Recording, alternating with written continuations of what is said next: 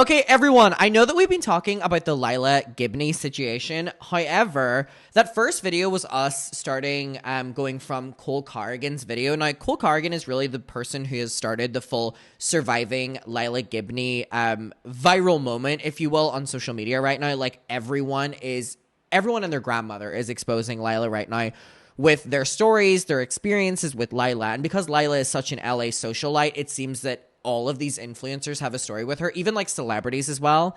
However, the two people that really jump-started this, like I said, was Cole Carrigan and Ava Louise. Now, I don't know if you guys remember Ava Louise. This is her right here, okay?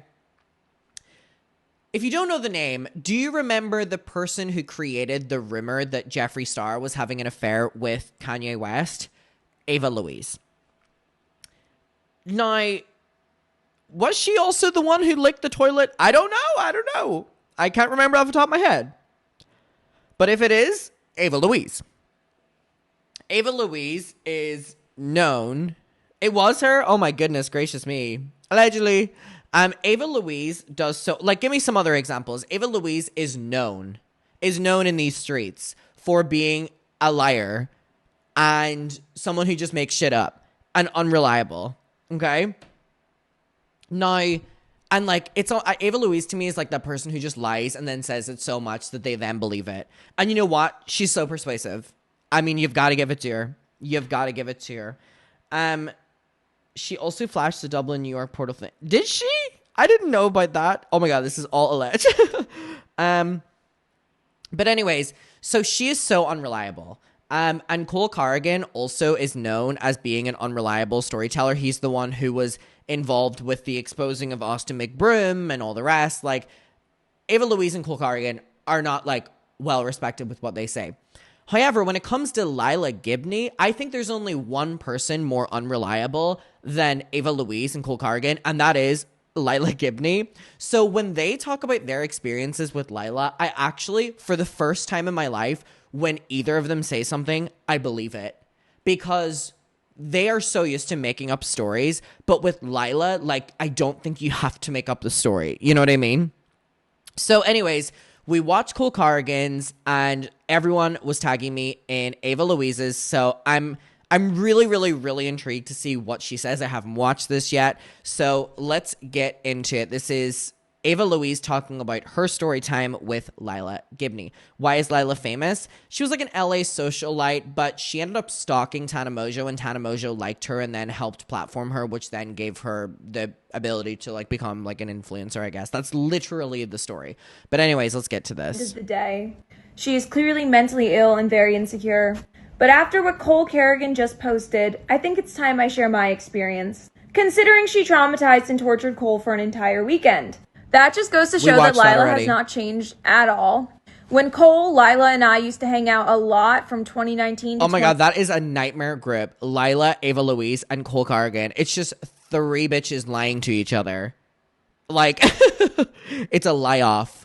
It's a truth or dare. Like, it's a lie-off. I know they all couldn't remember a single fucking thing they said to each other.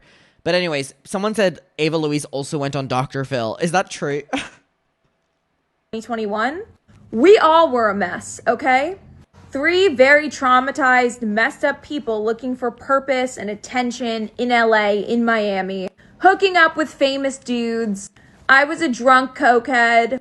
Cole was suffering with fent addiction. Oh my God. And Lilah was just being Lilah.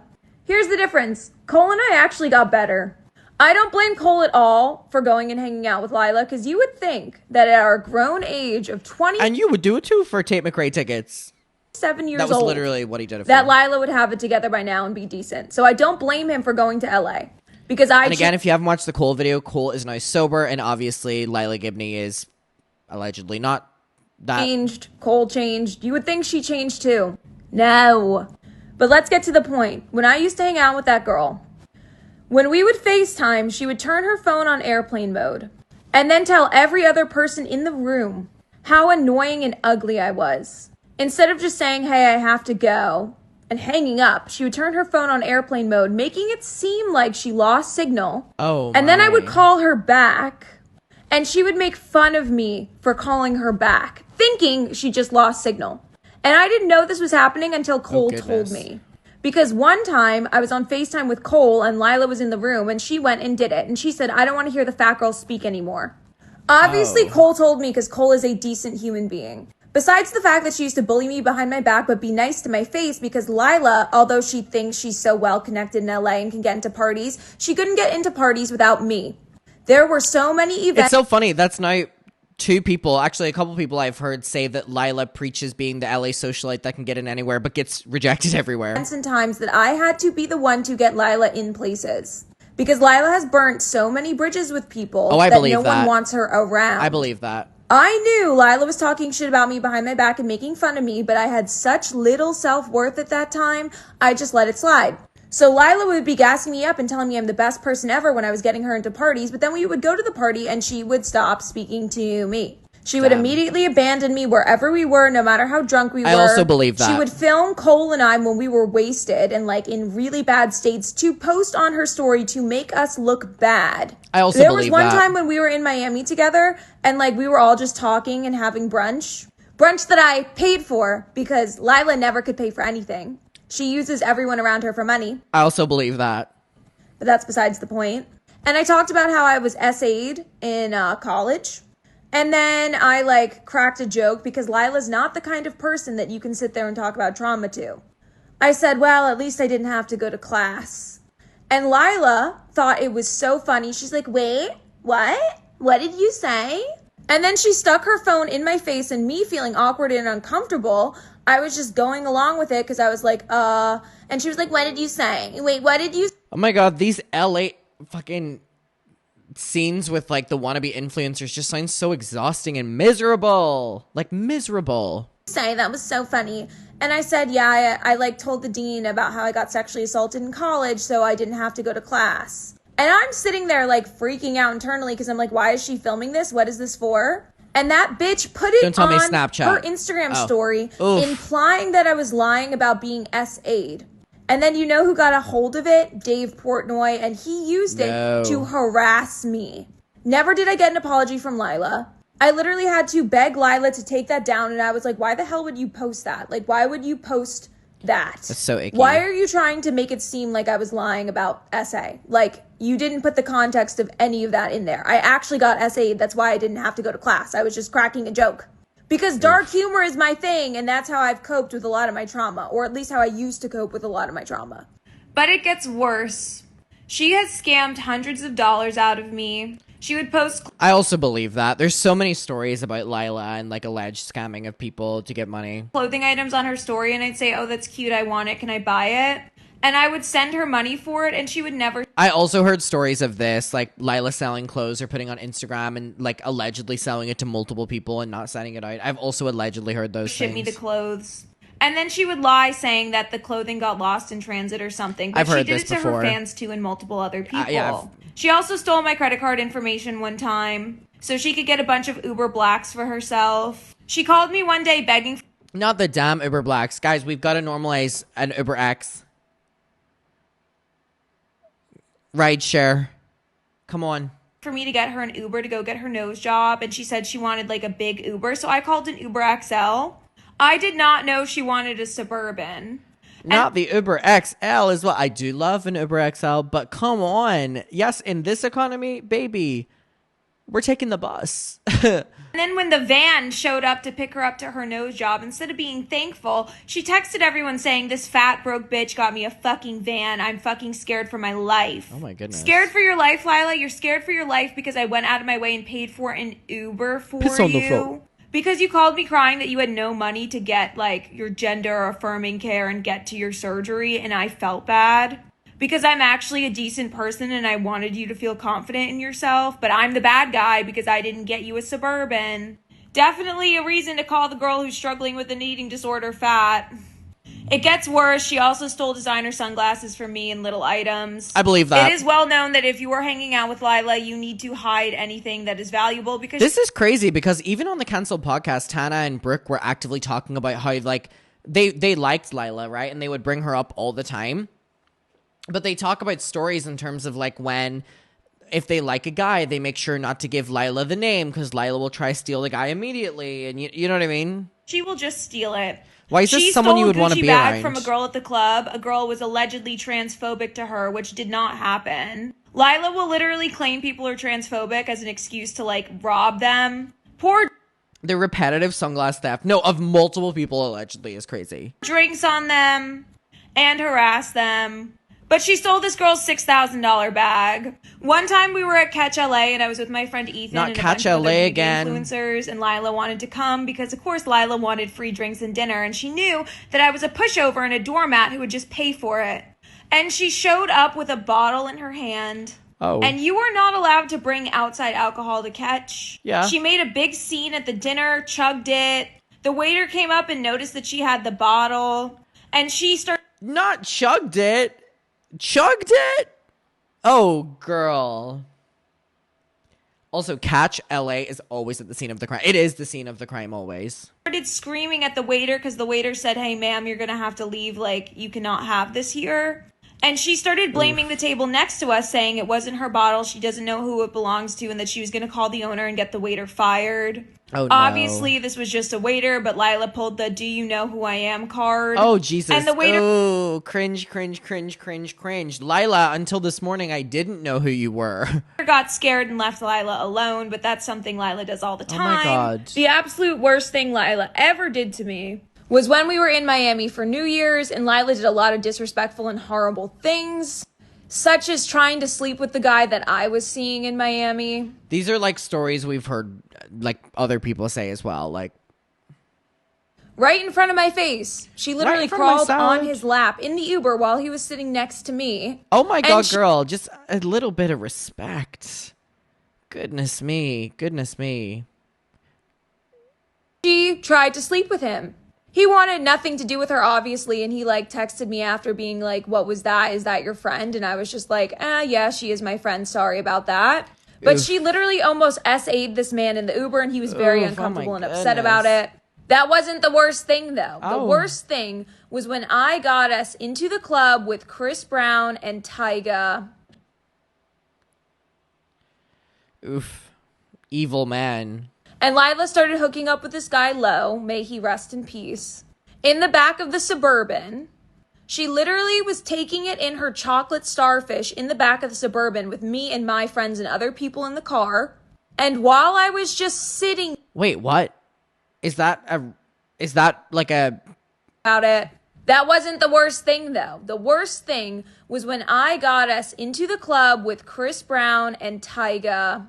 And Lilah started hooking up with this guy, Lowe, may he rest in peace, in the back of the Suburban. Buddy hole! Oh my God. Literally was taking it in her chocolate starfish in the back. Oh, I just understood the meaning of that. I just understood the meaning of that. That was crazy.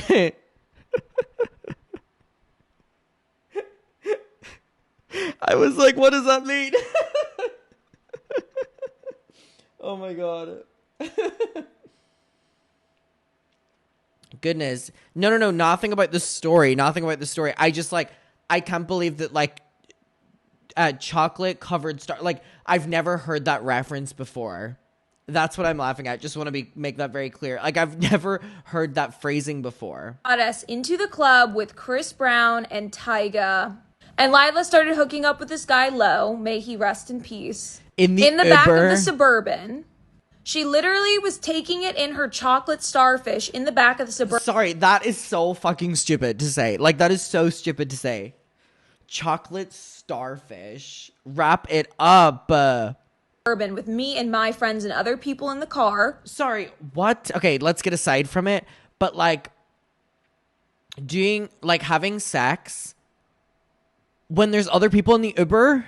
And while I was just sitting there, minding my own business, trying to ignore what was going on, she grabbed me by the back of my hair and shoved my face into the guy's you-know-what. And she started screaming at me to perform acts on the guy because he wanted me instead of her. I obviously did not do it, and I was, like, horrified and disgusted, and I just, like, got out of the car, and I literally left Lilah. Oh, my God. Sorry. Oh my god, I didn't realize that that wasn't on screen.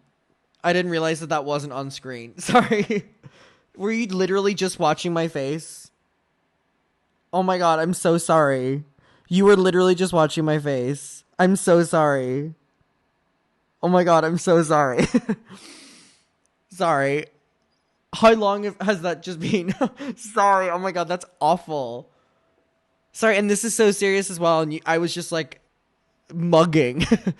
Holy shit, I'm so sorry. Because the waiter said, hey man, horrible thing. And I was just like taking it in her chocolate starfish no, not again. Back of the Suburban with me and my friends Why and was other that people the in the car.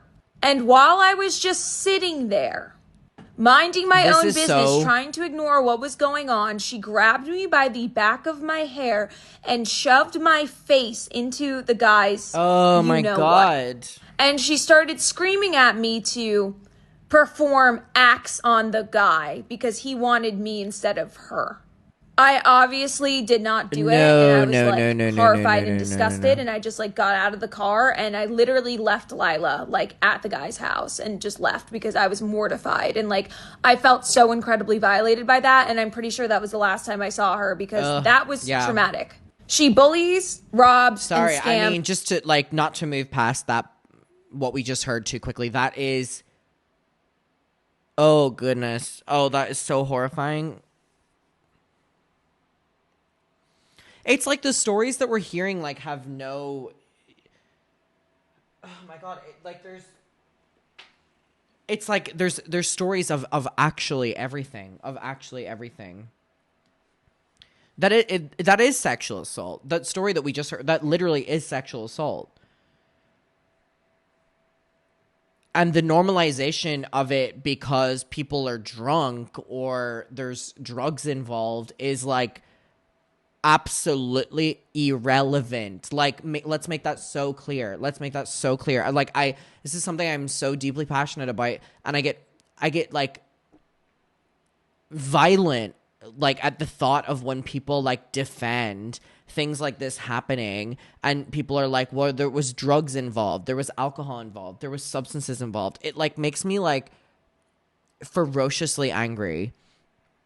And I think that, like, when I hear stories like this with these influencers, it's like so much of this is, like, seemingly being normalized, not from everyone, but because of the environment. And it just makes me so, like, my heart breaks for her. And I was, like, horrified and disgusted. And I just, like, got out of the car. And I literally left Lilah, like, at the guy's house and just left because I was mortified. And, like, I felt so incredibly violated by that. And I'm pretty sure that was the last time I saw her because that was traumatic. She bullies, robs, and scams. I believe it all. Everyone puts you in dangerous situations and does not have any empathy or care about you at all.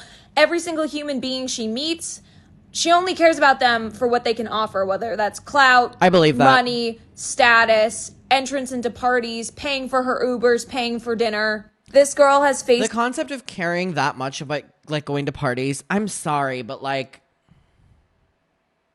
time to me in the middle of the night, absolutely wasted, and I doubt she even remembers this, screaming at me to send her money so she could buy drugs. I believe that also. Threatened me, and I just let it all go. I was like, clearly this bitch is crazy. I'm not dealing with this anymore.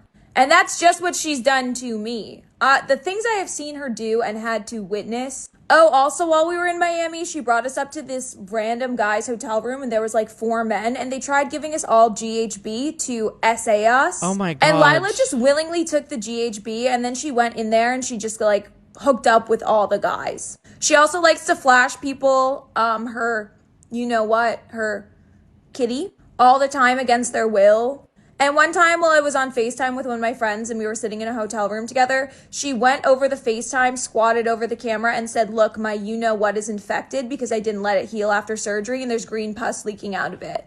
And it literally stunk. Like when Cole was talking about her having a bladder infection, like, yeah, this girl does not physically take care of herself. And she makes it everyone else's problem and wants everyone else to sniff her. She literally asked me to stick my fingers in her before. The amount of, like, SA and, like, sexual harassment this girl has committed is crazy. Time's up, but I could go on for days. Oh, my God. Again, I mean, the main people that we're hearing from speaking out against Jesus Christ, Lilah Gibney are the people that were in that core friendship at the start, which was Cole Carrigan, who we, watched, which is the one that started this, who's now sober, and Ava Louise. And again, a lot of people are going to discredit Cole Carrigan and they're going to discredit Ava Louise because of, their careers. Their careers are trolling and their careers are lying. That is literally Ava Louise's career and it's literally Cole Carrigan's. However, they are coming forward with what has happened to them, and they were directly involved in this time era. And you could argue that with Ava Louise and Cole Carrigan, they make up and lie about stories so that they have things to talk about in like boring situations, right? But with Lilah Gibney, Ava Louise, crazy. Cole Carrigan, crazy. Who's crazier than both of them from what we've heard? Lilah Gibney, who probably has put them in a lot of positions that they don't even have to tweak the story in the slightest. Lilah Gibney. And I fully believe Ava Louise. I fully believe what Cole is saying, which I never thought I would say. But it's really unfortunate. And there's so many people who are saying these exact same stories about Lilah Gibney. And it's just crazy. And like, I think back to my times, obviously being in LA, and I like envision specifically like WeHo and party culture because luckily I've gotten to experience a bit of it. And it is, it's fun when you're able to leave after a week, but it can get a little bit all consuming. And it's one of the reasons that like, I think I would struggle to move to LA because whenever I had to move, sorry, I'm ranting. Whenever I was going out to America for work, I had to pick a city. For, living in. And it was between LA and New York. And I chose New York because with LA, whenever I've been there, I would, go out every night. And when I would go out every night, I would meet influencers and I would meet micro celebrity influencers, like reality TV stars. Like these are the people that are in gay clubs, dancers, actors. That is the kind of people that you meet, right? And it can in certain scenes, in like WeHo and stuff like that, it's very social climby and all the rest that like, it's like using people and more interest. Like I had people that were actively ignoring me, and then the people that we were with started sharing their Instagrams, and then one of them would show them my Instagram, and then I had more followers than them, and then they really loved me. Like that kind of stuff, right? And I feel like it would really get to my head, so which is why I cannot deal with the LA scene more than like a week. And I just think that everything that we've heard about Lilah Gibney, like I can see that kind of person, you know what I mean? From like my experiences dealing with like the micros, you know what I mean? So, my heart breaks for people that have had to deal with her. And this story, like Ava Louise is literally saying that because of Lilah Gibney, she was sexually SA. So it's horrifying. The LA scene is really not safe for young influencers. Look what happened to Tana and stuff. Luckily, good for Tana. She's all sober and stuff now. But that's exactly what it is. And you have a bunch of micro celebrities or micro influencers who have a lot of money, more than people normally their age. What do they spend that on? They spend it on drugs. They spend it on alcohol. They spend it on, like, that's what they do. You know what I mean? So my heart breaks for Ava Louise and also Cole Carrigan having to like go through this, and also everyone who deals clearly with Lilah Gibney. But then it breaks my heart then that there's influencers that retell their stories with Lilah Gibney, no shade, but like Tana and Brooke, who like say it in such a fun haha way, because it's not at the end of the day. And we'll leave it there, I guess.